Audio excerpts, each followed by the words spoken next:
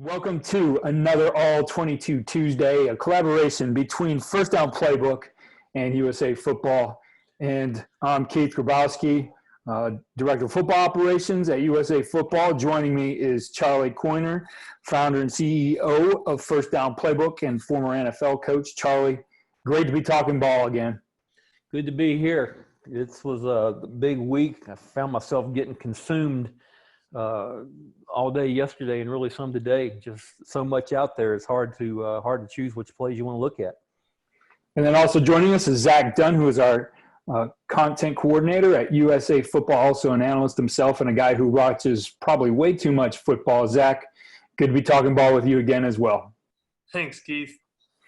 All right, guys, so we're going to get right into it with the Cleveland Browns, my team. You know, I love the Browns, and this is a variation of something we saw last year.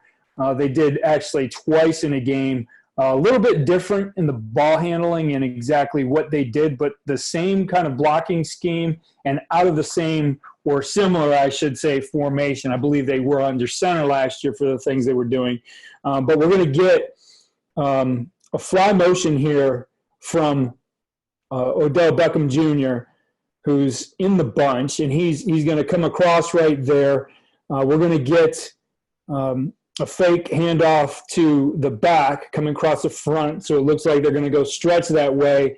And then underneath that, you have Jarvis Landry, who's going to get the pitch and get out on the edge. And he has essentially what looks like power blocking for him here. So he's able to get outside on this. Now, the interesting part of this, and when you watch it on video, is OBJ becomes the pitchback in this. So now we have potentially another guy who has the ability to touch the football here. And you see that him being in pitch phase actually affects the defense in a major way, that it springs Jarvis Landry for a huge gain here. So I think this is a very creative use of the formation of personnel and just the ball handling. It certainly has some of that wing tee flavor to it. We've talked about that before with some of the plays the Browns have run in the past, and it was good to see some of this. This is kind of something I think that's been lacking from the Browns offense in the first few games, and they're back to getting a little bit creative here with how they get people the football. Yeah, Keith, you pointed this out to me before I ever saw the play. I think the formation is into the boundary, which they left themselves plenty of field out there to work the option part of it. And then from a defensive perspective, as I looked at this play, I'm sitting there going, okay, you think that really what it's going to be back to the defense's left, and now it's the good old fashioned jet sweep, with Beckham, but now you've got the trail guy, and so it's almost like, once again, you're making it look like something that's pretty tricky, but guess what? It's a trick on top of the trick. Now, from the defensive perspective, I also would say that, you're getting out there and you wonder how much they practice this, because you get receivers out there pitching to receivers on option type things, then that can go real well or real awry. But what you said is exactly right. Doesn't matter well, it might matter if it's Charlie out there instead of Beckham, but if anybody's out there, chance to pitch, you got to cover it, or else you're going to really look foolish. And that's exactly what happened. 20 had to do that, and he had a seam, for almost a touchdown. Yeah, the interesting thing is when we look at this type of play, as Zach is pulling up the video here, we talked on the podcast to Kevin Kelly, the coach who never punts, and his next evolution in looking at and really trying to use some analytics to give himself an advantage is he looked at plays where more than two people handled the ball. Now, this one only two do, but it has the option for a third. And when you think about that, it doubles the chance of gaining 20 yards on a play when you do that, of course. And the other thing that it does when you double those 20-yard gains is you go to about an 80% chance to win. So, we see this play. There was another one, I'm sure we'll talk a little bit about on the podcast as well with Travis Kelce, where he just improvised and pitched to somebody after a catch. But, this is exactly what Kevin was looking at. is that when you do a few of these things, even a couple times here, you start to get this kind of effect on the defense. 26, who normally would be filling this thing hard and making the tackle on Landry because there's a threat outside of him to get the ball, he stops. And now Landry has, basically a one-on-one situation with that safety. And even watch the defensive end down here or linebacker out, whatever their configuration is right here, number 90 on the hash. I mean, he's sitting there, he's playing this thing. He's like, okay. I think he sees the pitch, comes inside late. He's trying to spill it, or he thinks that might turn up like a power, right? Yep. And the last time they ran it, if they're watching any film of the Browns, from last year, they did run it like a power. So He ran right up in there where you see 90 jump inside that block. Yep. And now the tight end has him. And if you look at, as good a play as this was, run it back one more time, Zach, please. The left tackle for Cleveland, I don't know what he's doing. He's in great position because the backer didn't end up blocking anybody. But yeah, they got the Mike backer just frozen there for 3 seconds. Again, a very creative use of the formation, the motion, the ball handling. I think a real good job here by Baker. He's doing a little dance here with that fake, the pitch up. It's very well executed. Yeah, Keith, this is another form of bash, really. Yeah, it is. There's no read to this play, but, back away from the flow here. It's very, very – you could read this, but I wouldn't want to at the speed of this. This is quick. Yeah. Well, let's go ahead and take a look at our next play. So our next play comes to us from the UCLA-Arizona game, and the team that's under center is UCLA. And you're going to see it on film here. We've talked about this trend of more and more teams starting to go under center in certain situations. And in this particular case, they're down on the goal line, and they get into a traditional goal line formation and, run one of John Gruden's favorite plays, Spider 2 Y banana, and they're going to hit the tight end on that banana route. He's getting, over the top into the corner right here. But it's basically, a lot of teams would call this power pass. This is Spider 2, and I think what's West Coast terminology is Spider 2, Spider 3 passes. Basically just that stretch on the defense there, what looks like a run right to the edge and being able to get guys open in the end zone quickly for a quick pass here. The fake is critical, and you see that 81, because it looks like run, is able to get up like he's going to block and then just release and be open in the corner. Yeah. Go ahead, Zach. Okay, yeah. So I was saying, for the 4 or 5 years that we watched Gruden on Monday Night Football, this was his favorite play. It still is, you got 86 right here bluffing, and he's looking out in the flat, and you got the tight end coming up on the corner route, and you got the back faking, then hitting the outside leg of the defensive end there. And, it's like Gruden always said, take the flat route, but every once in a while you'll get that corner out, because that corner up there, number 17, has his eyes in the backfield, steps up to fill a gap, and you got a tight end that's wide open back there in the back corner of the end zone for a touchdown. Yeah, and what I was going to say is I was going through and trying to get the numbers. And first, let me say that I'd hate to be doing that for a living, playing Arizona at night with the way their jerseys look. You'll see here in a second. But 81 is actually listed as a backup snapper.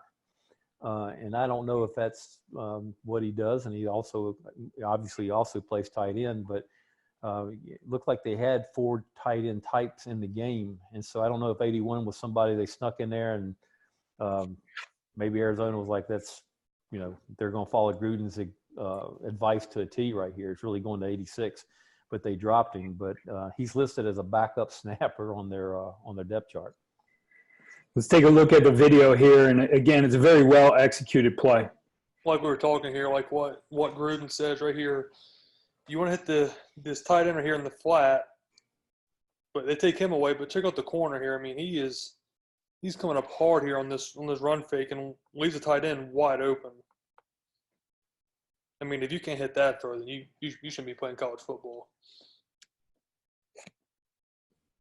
He hit Here him. it's two-jet protection with the running back aiming for the outside leg of the defensive end, coming off the edge. Looked like defensively they were in like a solid bear type front, and they were trying to choke both tight ends. Which I'm not sure why the guy that's choking the tight end just puts no hands on him. Which that's the whole idea of choking the tight ends, to get hands on him to keep stuff like this from happening, because nobody touches him and he's wide open right down the field. Looks like there could have been a little history here with that too. Like I said, I don't know what the history is of. I don't stay up late like y'all do and watch these late games, but like I said, 81 was listed as a snapper. Maybe they weren't paying enough attention to him. Obviously, they weren't. Yeah, this is it's kind of good to see Chip Kelly back under center quite a bit. You know, his whole offense was always in the gun and RPO and a lot of read game, and he's kind of adapted at UCLA and back in college now with a lot of under center stuff and a lot of ball fakes, and they haven't had a lot of success yet, but I mean, he's trying with some of the stuff he's doing. Let's go ahead and look at a defensive play here. Okay, I'll jump out there on this one a little bit. This was a game that I ended up watching a lot on. I watched it as it happened, and ended up watching a lot of the highlights with it. And obviously, an incredible game. You know, comes down to the final play of the game, so to speak, and Carolina goes for two, doesn't make it. But for them to stay that close, and to hear Mac Brown's press conference, I mean, he actually admitted it.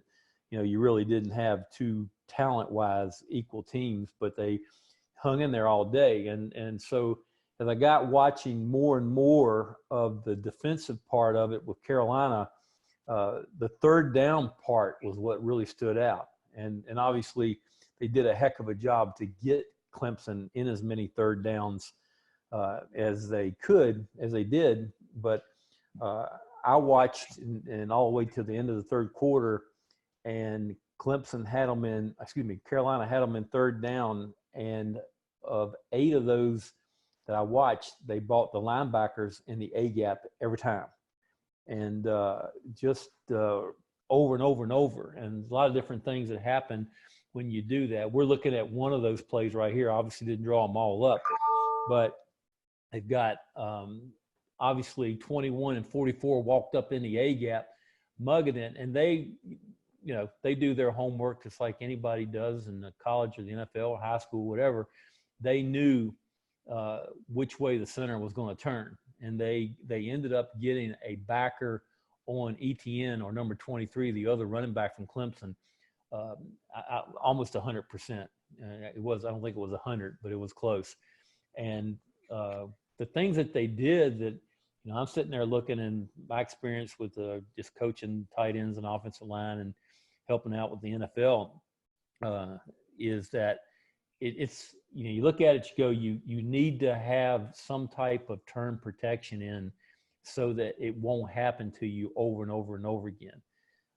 Don't get me wrong, as an offensive coordinator or offensive line coach or running back coach, your running back every now and then is going to have to stick his nose up in that A gap. And probably some of the clips that Zach's got here, you're going to see where he may stone the linebacker. But, you know, that running back is going to get hit enough without sticking his nose up in the A gap as many times as they had him do it on Saturday. And so that was the first thing. And then don't want to suck all the oxygen out of this play right here. But the other thing that jumped out to me was that the tackles from Clemson, they were blocking no one quite a bit. And so you're sitting there with your guards, your center, and ETN blocking, and your tackles out there, you know, really no one to block. In this particular case here, you know, you can see they actually bought the free safety as well. But We'll see a lot more of it as we watch a couple clips that Zach's got here. But I think the difference. I mean, the two things that jump out to me is this right here. Is incredible for Carolina to get them in as many third downs and do as good a job as they did. And the other thing is number 16 from Clemson. He just kind of does his own deal and makes it work on his own. He's an incredible football player too. Let's go ahead and look at the video here. And, Charlie, I think they did an excellent job of really affecting the protection. Not all of their blitzes were able to get home. And certainly that guy back there made some special plays moving and being able to make a throw. But I would say on a lot of these plays, they definitely affected the throw and forced some incompletions at times because of what they were doing to attack their protection. Yeah, that affects the quarterback. He gets this one, he doesn't complete it. And this is, Zach brought this up as we were talking a little bit ago. I mean, this has given Clemson a dose of their own medicine on this one right here, where you're bringing the free safety as well because there's no one to block him. But, you just think about how many times not only the running back, and you watch the running back here, ETN does a good job. He stones that backer. I mean, he makes him pay on that one. But there's some of them, if you watch the whole game, to where it's just the other way, where the linebacker doesn't get home. He knocks ETN down, and once again, that guy's going to get hit enough carrying the ball. Now, the other thing is, that you have a quarterback not quite as poised as this cat right here, and you bring stuff down the A-gap at him all day long, and like you're saying, Keith, it's not always going to be accurate. Yeah, there's an old Jim Schwartz quote that he said, when you bring those two guys inside, and then here comes that free safety down the pike, the quarterback doesn't feel very good about that. And it's the truth. If you bring both guys in the A-gap, then you bring somebody else down the pipe, quarterback knows he's going to get hit. Like right there, he knows, like, oh, crap, here comes somebody untouched. Watch the left guard and watch the guards. Watch both guards right here. Really don't end up blocking anybody, either one of them, right? Because the contained guys widen at the last second. So, I mean, your resources are not used well there. Now, once again, those guys over at Clemson, they're better coaches than I ever was. So I'm not being critical there. I think that North Carolina, did a good job of game planning, understanding where the back was. And what we try to do here, as much as, talk about plays and this, that, and the other, is just also from an educational standpoint. If you're a defensive line coach, the best defensive line coaches I've ever been around were the ones that would walk into your room on Monday or Sunday and would say, I've got them. Here, if the center is going to turn this way if we do this.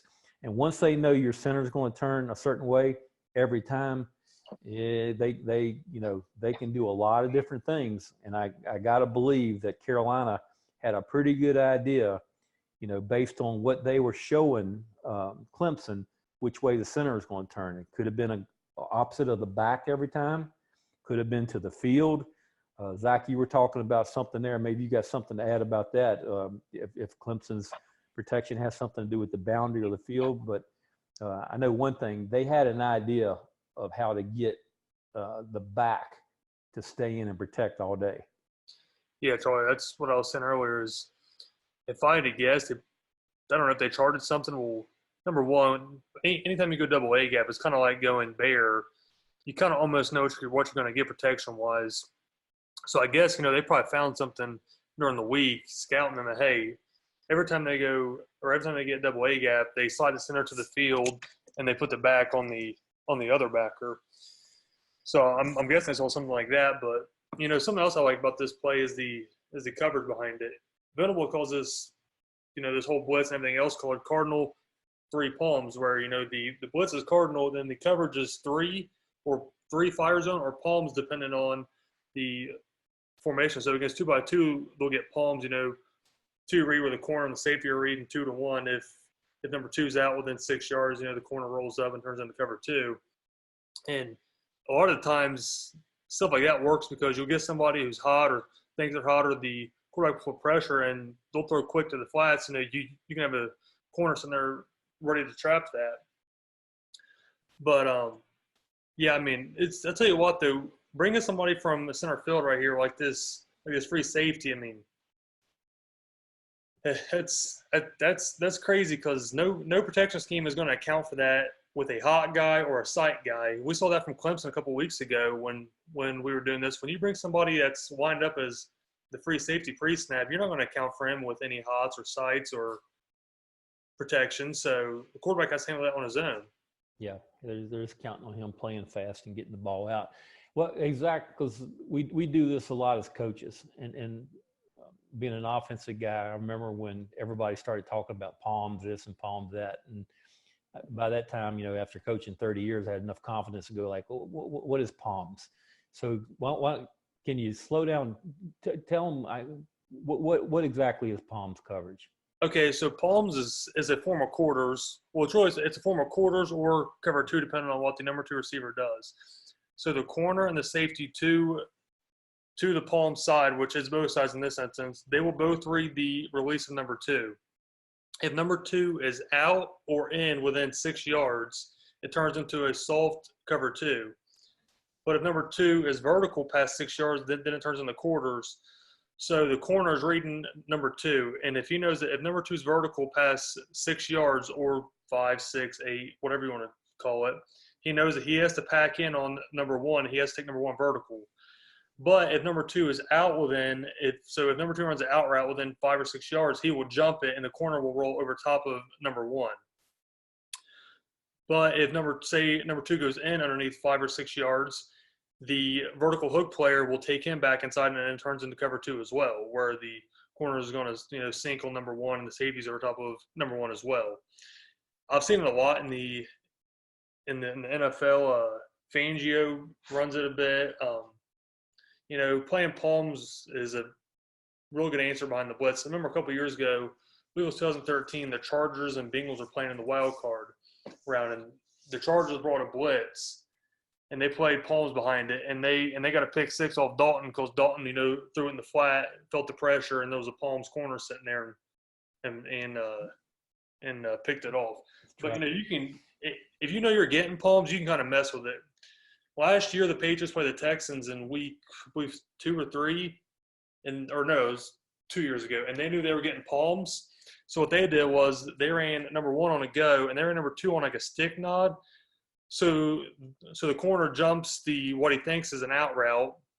The safety gets over the top of number one, and number two's on a stick nod. So he ends up, faking the out and cutting back vertical, and he's wide open down the middle of the field.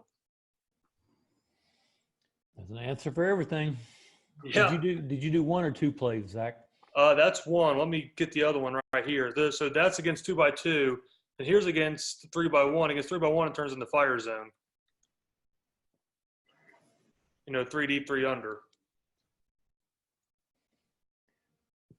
Right. Now back to the original point. I mean, you watch ETN on this one. I think it's ETN, not 23, but I mean, you're not going to win all those battles. And yeah, so what do? You've got 16 now flushed out, and he's probably going to play Superman here and throw it for about a 30-yard completion or something like that. But if you went back and watched this game once again, a great job by the Carolina defensive coaches of understanding. And it wasn't always a free safety now. A lot of it was just getting the back to stay in and block a linebacker in the A gap. And I just think it was a big deal because the third downs. I mean, if you can win third downs, and there were a lot of these third downs that were 3rd and 7, 3rd and 9. They did a good job of getting them there too. And what you'll notice, Zach Freezer right there right as they all start to hit, boom. There's 5 guys coming and 6 guys protecting. So again, they did a great job of, scheming that up, and 74 is there, but man, he's got to be really athletic to make that move back over to get a guy who is on the run like that. So again, it's using the athleticism of the defense. and just trying to overload certain areas and to get them to move to open up that other ones. There's no reason, with 6 that you can't protect this, but, very well designed and executed. Like Charlie said to start with this is a third down blitz. I mean, you don't want to call this on first down. This is something on third and long when you can give that free safety time to get there. So this is third and 9. It looks like they're running all-go special right here. So, give that free safety a chance to get the quarterback off his mark. And I'll make another point. Once again, 3 dudes sitting around talking about football on a Tuesday, not on a Saturday afternoon or Sunday afternoon actually doing it. But go back one more time, Zach. There you go. I mean, there's something to be said.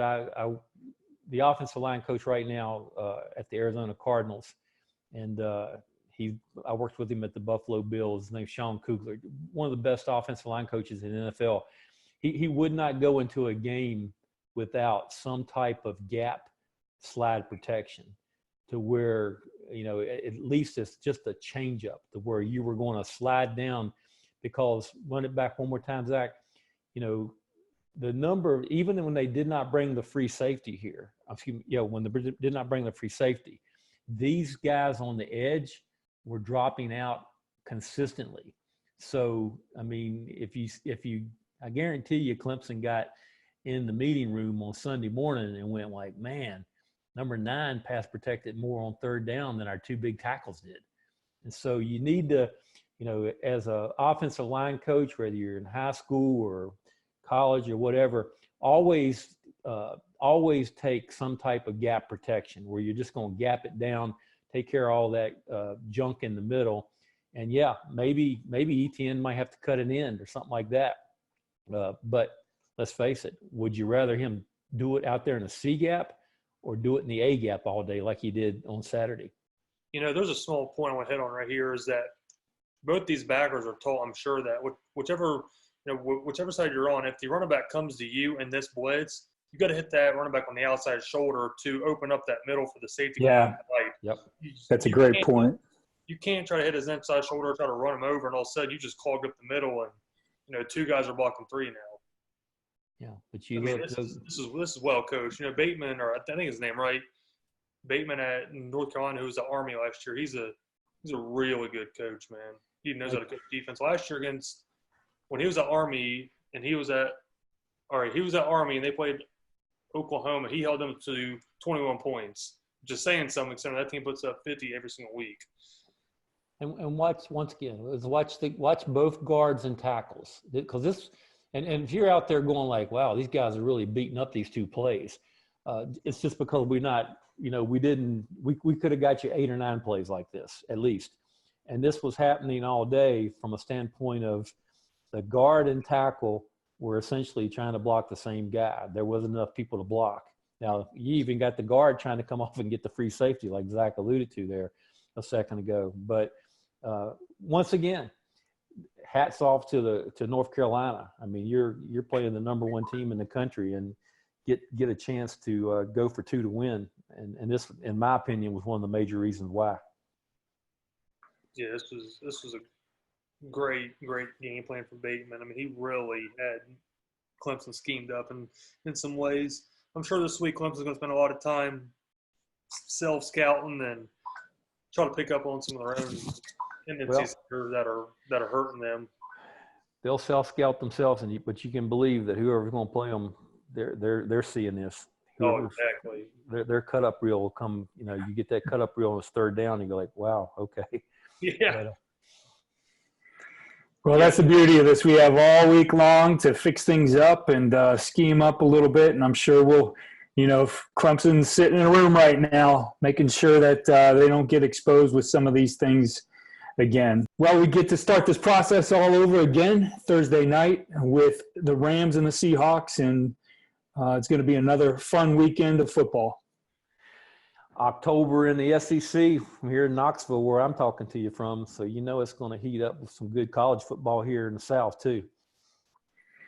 All right, guys. Well, I look forward to it next week. And again, for our viewers here, we also talk about some trends we're seeing, some of these plays, as well as other things on our Wednesday podcast on USA Football's Coaching Coordinator podcast. on a series we're calling Trends Day. So be sure to check that out. And if you want to see these plays drawn up and you want to go to our coaches community site at blog.firstdownplaybook.com, that's blog.firstdownplaybook.com. And if you're interested in becoming a First Down Playbook coach, you'll see how to get involved there. And that's at firstdownplaybook.com.